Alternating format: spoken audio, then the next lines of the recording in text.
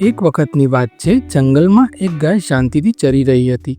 તે સમયે એક વાઘે તેને જોયો અને તેનો શિકાર કરવા પાછળ પડ્યો. જીવ બચાવવા માટે ગાય એક કીચડથી ભરેલા તળાવમાં છલાંગ મારી દીધી. વાઘે પણ પીછો કરતા તળાવમાં કૂદકો લગાવ્યો. બંને ત્યાં ફસાઈ ગયા. કીચડ ઘણો ઊંડો હતો એટલે બહાર નીકળવું અસંભવ જણાઈ રહ્યું હતું. વાઘ ગુસ્સે થયો. ગાયે શાંતિથી પૂછ્યું, તારે કોઈ માલિક છે?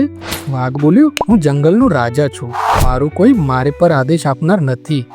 ગાયે કહ્યું, તમે તાકાતવાન હશો, પણ શું તમે અહીંથી પોતાને બચાવી શકશો?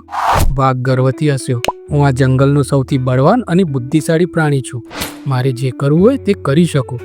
ત્યારે ગાયે હસીને કહ્યું, તમે ભૂખ્યા હશો. જો મારું જીવન બચવું નક્કી છે, કેમ કે મારો માલિક સાંજ પડતા જ મને શોધવા આવશે.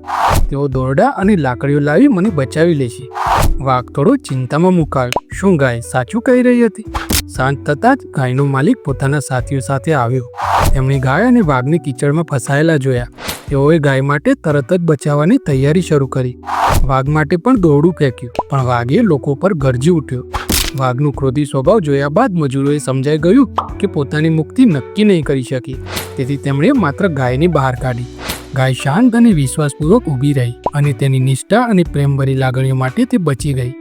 માલિકે ગાયને સાફ કરી, પ્રેમથી પંપાડી અને પોતાના ઘેર લઈ ગયો. વાઘ એકલો રહી ગયો.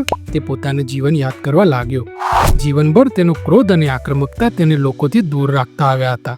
ગાય ભલે નબળી હતી, પણ તેના પ્રેમ અને ભરોસાથી તે બચી ગઈ.